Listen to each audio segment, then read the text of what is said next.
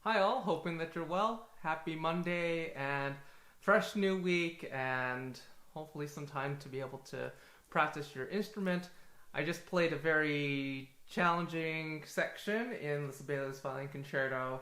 This is one of the pages, or a couple of pages at least, that my students tend to struggle with, and I thought I would share some tips in order to help you if you're working on the same piece. So I think the trickiest thing, of course, when you hear a lot of this is just left-hand technique and making sure that you can play all the octaves in tune on a consistent basis. But I think the more important challenge to think about is just how to relax your mind and be able to rely on what we call muscle memory, to be able to start building a map inside your brain on where a lot of these octaves are. And a lot of it's difficult because you have to take a lot of time and patience in order to really learn the geography of this piece of ebony that really isn't that long, but you can spend a lifetime essentially just trying to figure out how to play in tune. One of the things that I think is important in the last two pages of Sibelius is really thinking about the octaves not necessarily being all these very difficult passages that are separate in their own ways, but are repeatable and thus predictable as well. So the nice thing about, well, relatively nice thing, is that we start off with octaves right away. And you can hear that they're going down in chromatic semitones.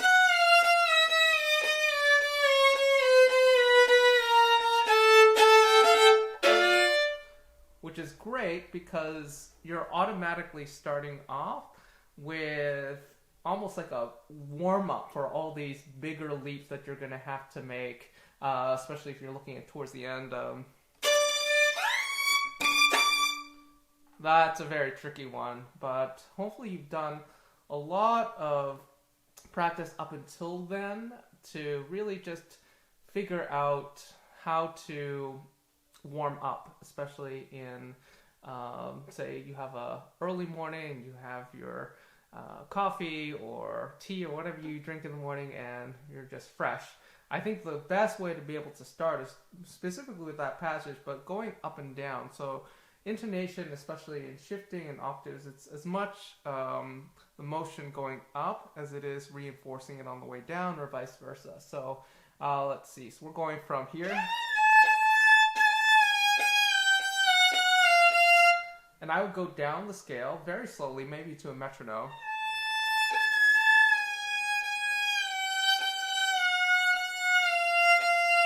Making micro adjustments.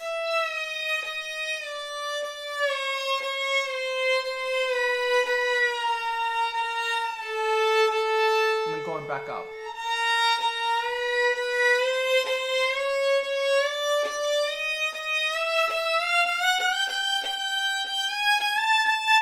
And of course, you'd probably do this a bit slower. It's just a lot of patience and a lot of what we say grunt work, but it is definitely worth it in the end instead of trying to feel your way around in full tempo. because it'll serve you later. The next one that I would do is the scale at the very end.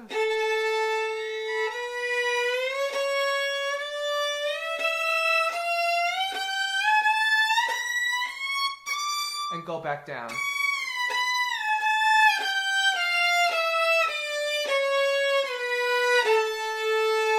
And this one is important because you have to feel the difference between a half and whole step. I think the half steps will take care of themselves. That's not a half step, but the whole step here is tricky. But something like this, because you're just really going up together with both fingers. I think the harder part is really feeling the larger leaps, as I was saying, the whole steps, where whole step, you have the half step there, but then there are a lot of whole steps after that. Half step, whole step, whole step, whole step, whole step. So you have quite a few in a row as you're going up the fingerboard and finishing up that scale. So really being mindful about where your intervals are at any given moment will make a big difference when you're trying to play it in tempo.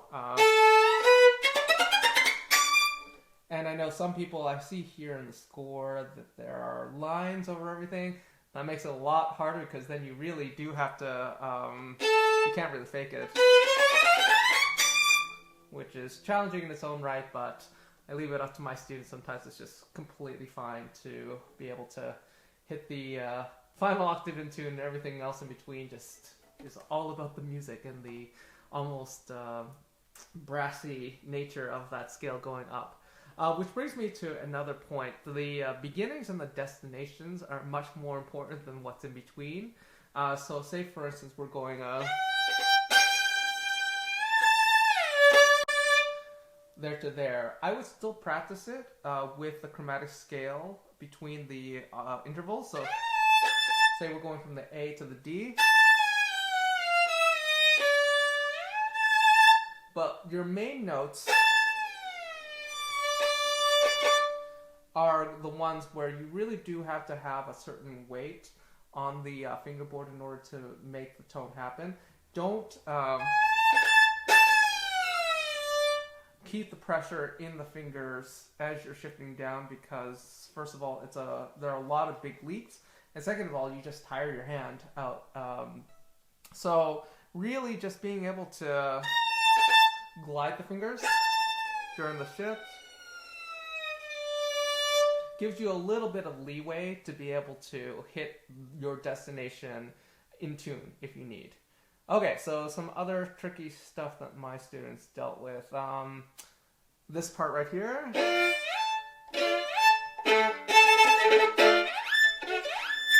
Somehow that harmonic is very tricky for a lot of young students. And I think that the biggest thing that you'll realize, especially in a piece like Sibelius, is to take your time. So what I like to do, instead of going ba-yum, ba-yum, I actually shorten the triple stop and give myself more time to slide up to the destination note. And you can actually almost feel like it's going ba-dum, ba-da.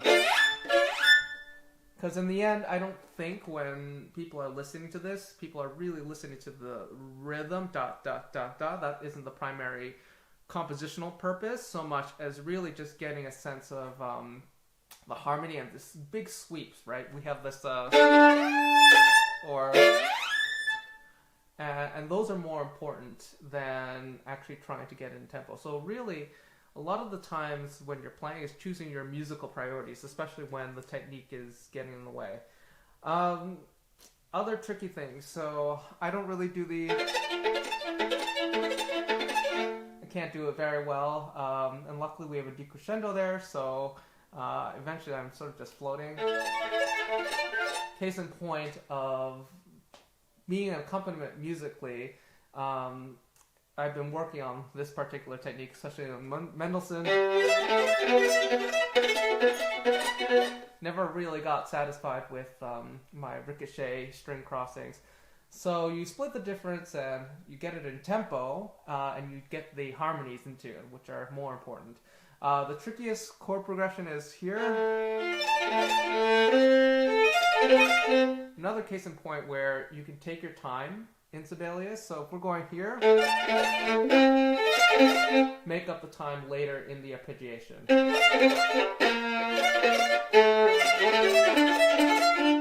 Because in the end, the harmonies are more important than actually hitting the rhythms completely in time.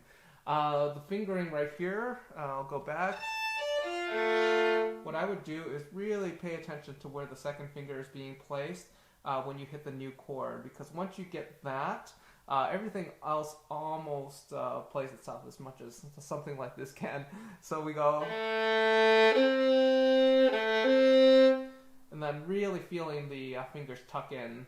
We have the fourth finger hitting a sixth, and then we have the tritone. And then this first finger I would keep relatively stationary from the very beginning, because you don't want it to go up with the rest of the left hand, because you're going to have to stretch back anyway. So we're going from here, pull back.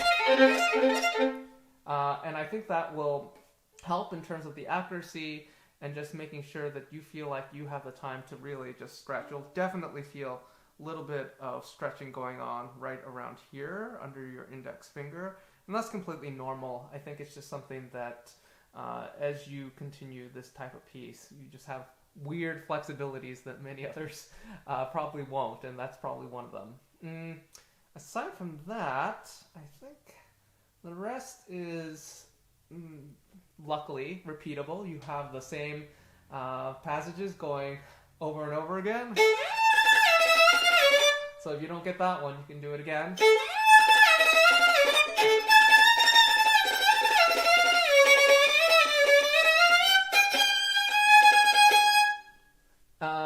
It really is all about having patience, predicting where your fingers are going to go by spending the practice time early on, again, developing that map